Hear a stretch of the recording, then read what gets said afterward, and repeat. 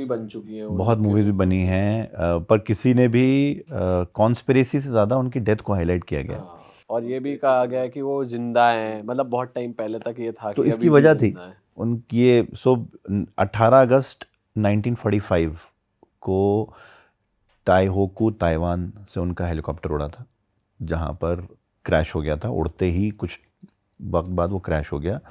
कहते हैं कि कुछ जापानीज़ अथॉरिटीज़ के साथ, बड़े लोगों के साथ वो ट्रैवल कर रहे थे, वहीं पर वो घायल हुए। उनको ताइहोकू ताइवान ताइपे के एक हॉस्पिटल में रखा गया, जहाँ पर 48 आवर्स या 72 आवर्स के अंदर उनकी मौत हो गई थी, ये कहा गया।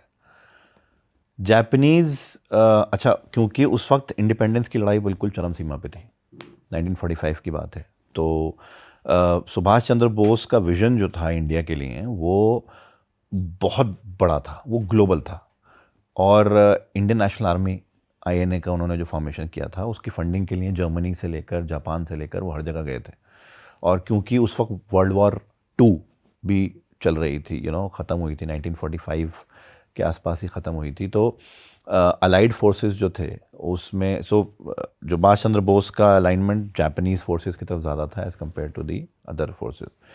तो जापानीज़ उनको हेल्प कर रहे थे फंडिंग के लिए भी बहुत ज़्यादा। और लेकिन आखिर वक्त में कुछ ऐसा हुआ था कि जापानीज़ अथॉरिटीज़ भी उनके ख़िलाफ़ हो गई थी, क्योंकि इंटरनली कहते हैं कि उन्होंने हिटलर से हाथ मिला लिया था फॉर फंडिंग।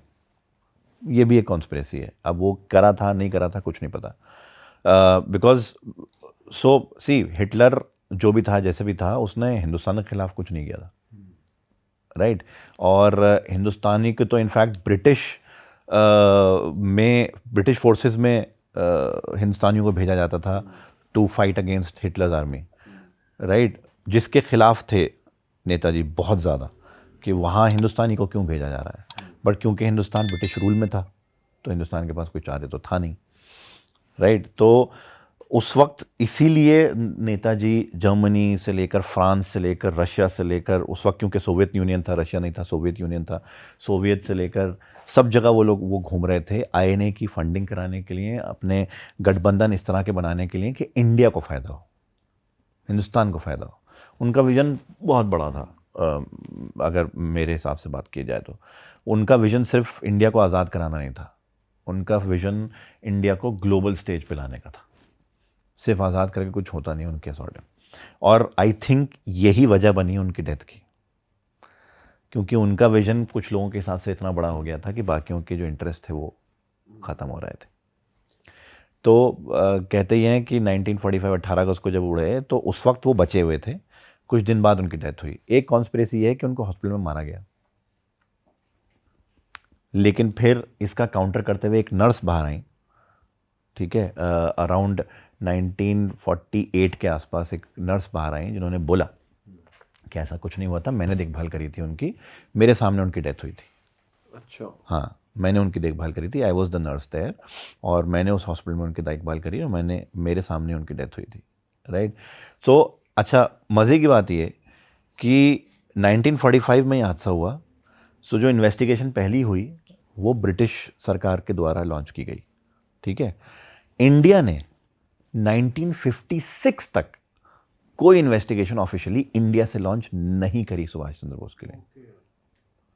पहली इन्वेस्टिगेशन जो हुई 1956 में की गई इंडिया से, जिसमें सुभाष चंद्र बोस के भाई सुरेश बोस भी शामिल थे, ठीक है। और जो पहली रिपोर्ट सबमिट हुई थी ब्रिटिश सरकार के द्वारा, वो कुछ 90 पेज की रिपोर्ट थी, इन्वेस्टिगेशन रिपोर्ट, जिसमें ये बताया गया था कि उनका हेलीकॉप्टर उड़ा, तकनीकी ख़राबियों के हिसाब वजह से वो गिरा, जिसमें 8-9 लोग सफ़र कर रहे थे, जिसमें से कुछ की तो मौके में मौत हो गई, कुछ को हॉस्पिटल लेके जाया गया और वहाँ पे उनको मर गए। अच्छा, अब अगर ऐसी बात है तो उनकी लाश का क्या हुआ? एक कॉन्स्पिरेसी ये है कि उनकी अंतिम संस्कार ताइवान में हुआ और उनके जो अस्थियां हैं वो ताइवान के एक म्यूज़ियम में आज भी हैं, ठीक है।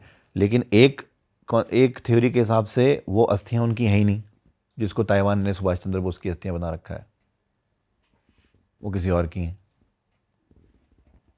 ठीक है।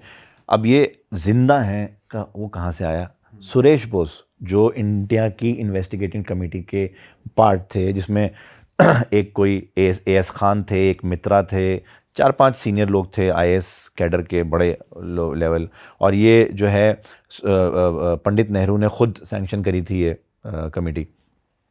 तो सुरेश बोस ने लास्ट मोमेंट पे उस रिपोर्ट पे साइन करने से मना कर दिया, जो रिपोर्ट सबमिट कर रहे थे, कि मैं इस रिपोर्ट पे साइन नहीं करूँगा।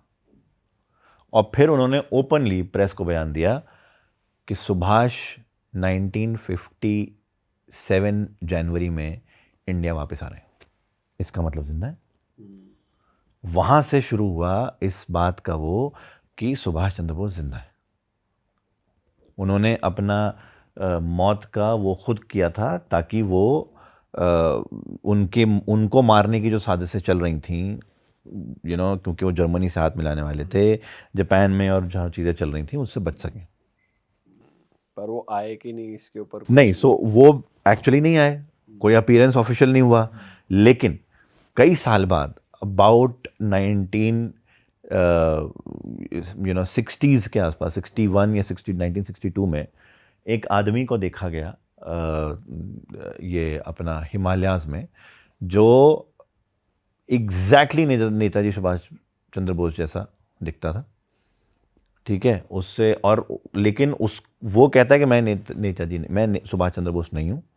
जब उससे बात करी लोगों ने तो वो कहता मैं सुभाष चंद्र बोस नहीं हूँ, लेकिन उसकी डेट ऑफ बर्थ, जो उसका डॉक्यूमेंट में डेट ऑफ बर्थ थी, वो सेम थी, एग्जैक्टली सेम डेट जिसमें वो बॉर्न हुए थे, उसकी शक्ल मिलती थी, ठीक है। उस वक्त डीएनए टेस्ट तो था नहीं, तो डीएनए टेस्ट नहीं हो सकता था, लेकिन डीएनए टेस्ट होता भी तो सुभाष चंद्र बोस का डीएनए कहाँ से लाते मैच करने के लिए, वो भी एक प्रॉब्लम थी। लेकिन जो कहते हैं जो आव भाव था, जो उठने बैठने का तरीका था, जो बात करने का तरीका था, और जो वहाँ पर, अच्छा उस बंदे ने भी वहाँ पर अपना एक गुड बना रखा था, कुछ लोगों के अंदर लीडरशिप क्वालिटीज़ होती हैं, तो उन्होंने भी वहाँ पर अपना एक वो बना रखा था जो लोगों को लीड करता था चीज़ों में, उसमें। तो वो कहते हैं कि वो नेताजी जो वहाँ आके रहने लगे थे, वहाँ बस गए थे, और कई साल वो नेचुरल डेथ उनको हुई है बाद में। तो ये कॉन्स्पिरेसी है। लेकिन सबसे बड़ी कॉन्स्पिरेसी ये है कि ब्रिटिश सरकार ने जब इन्वेस्टिगेशन करी, तो ब्रिटिश सरकार ने इन्वेस्टिगेशन के दौरान एक बहुत बड़ी जो चीज़ थी वो मिस करी थी। वो ये कि उन्होंने ये रिवील नहीं किया था, जो बाद में पता लगा, कि ब्रिटिश सरकार के भी 3 लोग उसमें शामिल थे जिनकी डेथ हुई थी हेलीकॉप्टर क्रैश में, ठीक है। और वो लोग नेताजी के साथ क्या कर रहे थे, क्या बातें हो रही थी किसी को, क्योंकि बज़ाहिर दुनिया के हिसाब से नेताजी ब्रिटिश के खिलाफ थे, तो ब्रिटिशर्स उनके साथ क्या कर रहे थे, वो भी 3 बड़े अथॉरिटीज़, और वो भी जापानीज अथॉरिटीज़ के साथ क्या कर रहे थे भाई, क्यों था, क्योंकि जापान और वो आपस में लड़ रहे थे, उसमें क्यों थे ऐसा, वो उनके साथ क्या कर रहे थे, क्या ऐसी बातचीत हो रही थी, क्या ऐसा गठबंधन होने वाला था जो बाकियों को हर्ट कर सकता था इंडिया में या ग्लोबल स्टेज पे। तो ये बात छुपाई गई। प्लस हेलीकॉप्टर जो था उनका, उसमें टेक्निकल ख़राबी क्या थी ये तो कहीं रिपोर्ट में है ही नहीं। भाई आपका क्रैश है, आपके पास टेक्निकल लोग हैं, आप पता करोगे ना क्या ख़राब हुआ है, कहाँ पे क्या चीज़ ख़राब हुई है, वो क्या ख़राब हुआ, किस तकनीक की ख़राबी की वजह से हेलीकॉप्टर क्रैश हुआ। और अगर वो हॉस्पिटल में उनकी मौत हुई, तो हॉस्पिटल से बिना किसी को बताए गए, बिना इंडिया को इन्वॉल्व करे, बिना ब्रिटिश सरकार को इन्वॉल्व करे, अंतिम संस्कार क्यों किया गया और किसने किया, और म्यूजियम में उनकी अस्थियां क्यों रखी गई, राइट। सो सुभाष चंद्र बोस, क्योंकि सुभाष चंद्र बोस ने जब आईएनए फॉर्म करी थी, उनका विजन गांधी जी हों या नेहरू हों या और भी जो लोग थे उनसे बिल्कुल अलग था। वो ग्लोबल स्टेज पे खेल रहे थे, ठीक है। तो उनका ये था कि भाई मुझे ये इंडियन नेशनल आर्मी या इंडिया के लिए फंडिंग जुटानी है, तो मुझे सांठगांठ करनी पड़ेगी। अब चाहे वो हिटलर से मिलना हो, चाहे वो जापानीज अथॉरिटी से मिलना हो, या किसी से भी हो। उसके चलते कौन उनका दुश्मन बना, क्या हुआ, हो सकता है उन्होंने खुद ही अपना नाटक किया हो, ठीक है। और एक थ्योरी सामने आती है कि सुरेश बोस ने जब ये बोला था कि वो वापस आएंगे, ठीक है, तो एक पेपर सबमिट किया था, इन्वेस्टिगेशन पेपर सबमिट किया था कि ये मेरे पास सबूत हैं कि वो आएंगे, जिसमें ये लिखा हुआ था कि उनको हॉस्पिटल में कभी भर्ती किया ही नहीं गया। अच्छा। हॉस्पिटल के डॉक्यूमेंट्स फेक हैं, और उन्होंने उसमें सबूत दिखाया था कि हॉस्पिटल के डॉक्यूमेंट्स क्यों फेक हैं, राइट? क्योंकि उसमें जो सुभाष चंद्र बोस का डिस्क्रिप्शन था वो एक्चुअल डिस्क्रिप्शन से जो एक्चुअली थे उससे बिल्कुल अलग था। हाइट कम लिख रखी थी, वेट कम लिख रखा था, उनका जो नाक नक्शा था, जो चीज़ें लिखी जाती हैं वो सब कम लिखा था। उनके जो जब आप फॉरेंसिक पर्सपेक्टिव से चीज़ें लिखते हो तो आपके बॉडी पे जो बर्थ मार्क्स होते हैं या वो होते हैं जो आइडेंटिफाई हो सके जिससे, वो लिखते हैं, ठीक है? क्योंकि अपेरेंटली हॉस्पिटल क्रैश, वो हेलीकॉप्टर क्रैश हुआ है तो उनकी बॉडी जल वल भी गई थी, सब वो था। तो कुछ ना कुछ ऐसे डॉक्यूमेंट में लिखा जाता है जिससे आइडेंटिफिकेशन हो सके। जो आइडेंटिफिकेशन उस डॉक्यूमेंट में लिखी हुई थी वो उनके हिसाब से, सुरेश बोस के हिसाब से बिल्कुल विपरीत थी जो एक्चुअली सुभाष चंद्र बोस थे। तो उन्होंने ये डॉक्यूमेंट सबमिट किए पार्लियामेंट में। पार्लियामेंट में इस पर डिस्कशन हुआ कि ये सब खराब है, गलत है, और उसके बाद उन्होंने बोला कि मैं साबित करके रहूँगा कि सुभाष जिंदा है।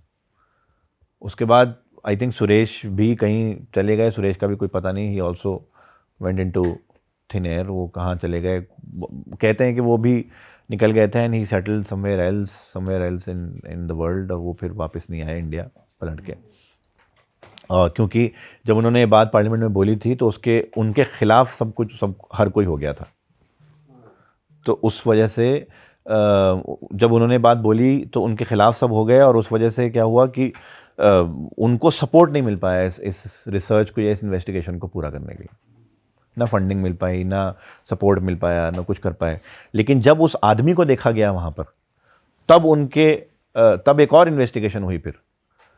हालांकि वो साबित नहीं कर पाए कि वो सुभाष चंद्र बोस हैं, लेकिन एक प्रॉपर इन्वेस्टिगेशन लॉन्च की गई थी ये देखने के लिए। उस आदमी को सर्वेल किया गया था, सर्वेलेंस लगाई गई थी उसके पीछे कि कहाँ कहाँ क्या क्या करता है, दिन में क्या क्या हो रहा है, वो सारा चीज़ें पता करो, कौन है, क्या है, क्यों जा रहा है, क्या हो रहा है, सारी चीज़ें पता करो, कौन है। तो वो सारी सर्वेलेंस की गई, लेकिन नहीं पता लगा। वो पिक्चर अभी उनकी है अवेलेबल, लुक-अलाइक जो थे उनके? हाँ, उनकी कहीं ना कहीं पिक्चर है, इंटरनेट पे तो है, इंटरनेट पे है। और वो धुंधली सी पिक्चर्स हैं क्योंकि वो अपनी पिक्चर भी लेने नहीं देते थे किसी को, कोई वो नहीं करने देते थे। और ऑब्वियसली उस टाइम कैमरास भी वो बड़े बड़े कैमरा, वो ऐसे वाले कैमरा थे, कोई ऐसे छोटे वाले तो थे नहीं, तो इतना आसान था नहीं। और he was settled somewhere in a remote village of Himalayas. वहाँ पहुँचना ही बहुत मुश्किल बात होती थी उस टाइम पे तो। हाँ, ऑब्वियसली उस टाइम तो इक्विपमेंट इतने नहीं थे, चीज़ें नहीं थी। तो उस शख्स के आने के बाद पिक्चर में सबसे ज़्यादा इस कॉन्स्पिरेसी पे हवा मिली थी कि वो उस वक्त उनकी डेथ नहीं हुई थी। जब वो मिले थे, जब वो लुक अलाइक सोर्ट मिला, तब सबसे ज़्यादा, क्योंकि उससे पहले किसी ने यकीन ही नहीं किया इस चीज़ पे। जब ब्रिटिश सरकार ने अपनी मोहर लगा दी इस चीज़ पे कि वो मर गए, तो सबने माना मर गए। लेकिन जब वो आदमी दिखाई दिया तब इस चीज़ का वो हुआ कि यार इन्वेस्टिगेशन करो, ये तो गड़बड़ है, ठीक है। सारी चीज़ें मैच की गई, यहाँ तक कि उनका शू साइज़ भी सेम था। ये बहुत रेयर होता है कि आपका एग्जैक्ट शू साइज़ हो, जिसमें शक्ल भी मिलती हो, जिसमें आपकी डेट ऑफ बर्थ भी मिलती हो। कुछ ऐसा है नहीं जो मिल नहीं रहा, ठीक है, तो ये कैसे हो सकता है? देख ली भाई, तुमने हमारी मेहनत सफल कर दिया, तुम ही लोग हो असली रियल हिट। और अगर आपको बहुत मजा आ रहा है ऐसी क्लिप्स में, ऐसी वीडियोस में, तो फटाफट जाइए प्लेलिस्ट पे, बिंज वॉच कीजिए और सारी वीडियोस देख डालो और मौज काटो। That is it. हम मिलेंगे नए पॉडकास्ट में, नई क्लिप में। Till then bye bye, see you, take care, do subscribe.